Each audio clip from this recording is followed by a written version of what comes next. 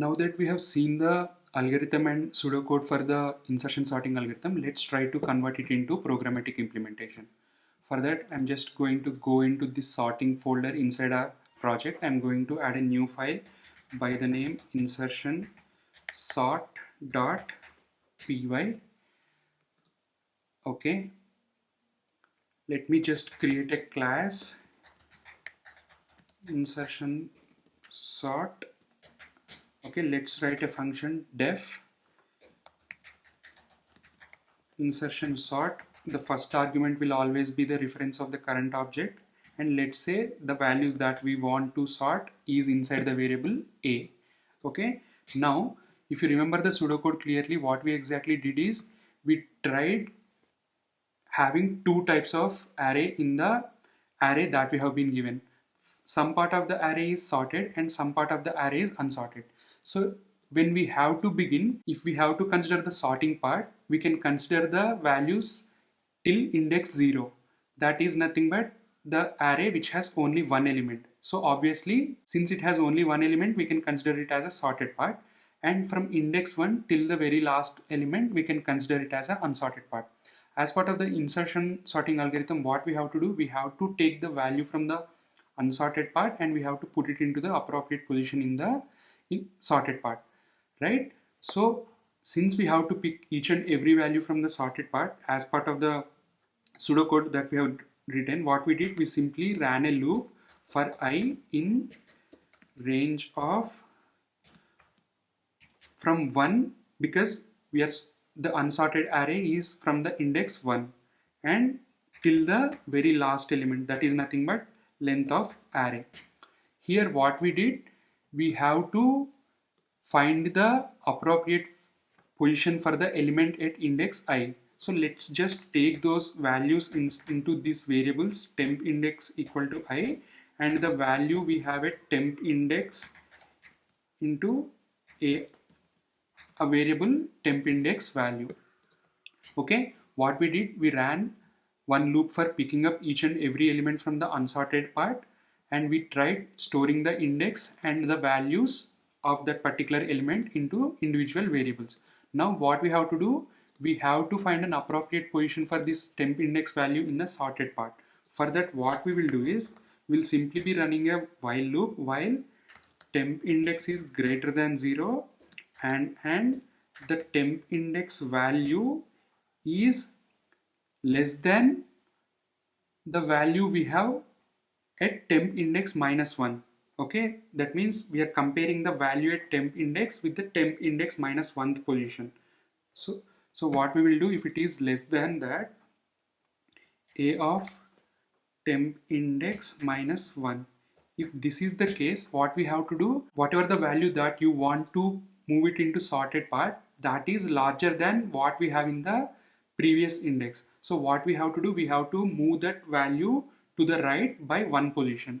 For that, what we will simply do is a of temp index equal to a of temp index minus 1. Okay, once this is done, we are not done here yet, because whatever the value that is prior to the temp index minus 1th position might also be greater than this temp index value, right? So to compare and move that element also, we will have to move on to the prior element. How will we move on? That is nothing but we will update temp index with temp index minus 1. Okay, by the time we complete this while loop, right? Sorry, this and is a and d in Python. So yeah, by the time we complete this while loop, we will have an appropriate index value inside this temp index, because we kept on updating it inside the while loop, and the value we need to put is, we have it inside this temp index value. Why we stored this value here is, basically if we don't store this value, since we are moving elements to right by one position, this value might get overridden with some other previous values. That's why I had stored it in some other variable. Okay, make sure that you are also doing this without failing, otherwise your array might miss some of the values. Once this is done, all we do is a of temp index is nothing but temp index value. In the end, we will simply return the sorted array, which is nothing but a itself. Okay, we already know this is one of the in-place sorting algorithm. We are just comparing the value from unsorted array and we are moving it into the sorted array. So we are simply returning it. Now this is the actual implementation of insertion sorting. Now let's try to call this and see if it is actually performing it as per our expectations. Let's say insertion sorting equal to new insertion sort. Is a keyword. Let's say iss dot insertion sort, and I want to sort the values 1, -10, 2, -6. Let's say these are the values we want to sort. In the end, it is returning a sorted array, right? Let's put it into sorted array equal to this one. Now let's simply do a print of sorted array. Now let me go on to terminal. It is inside the folder sorting, so let's simply do python 3 sorting / insertion sort.py. okay, do you see -10, -6, 1, 2?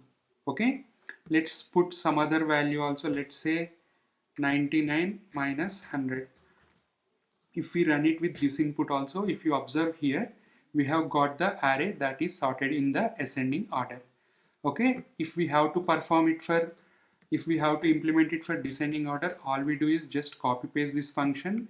Let's rename this function as descending order. In the case of descending order arrangement, we will have to convert this less than operation to greater than operation, because whatever the value we have at temporary index can be the larger value than what we have at temporary index -1. Since we are trying to do it in descending order, right, the larger value should come first. So we will have to change the operation to greater than here. Okay, now let's just try to call this function and let's try executing it. Okay, if you observe here, we have got the descending order sorted array. Okay, this is how we actually perform the insertion sorting algorithm on a given array containing some integer values. Okay, I hope you are also able to implement it parallelly with me. If you still have any issue, just go back and rewatch the entire algorithm. Go to CodingPal visualization plane, just try to perform visualization, try to understand it thoroughly.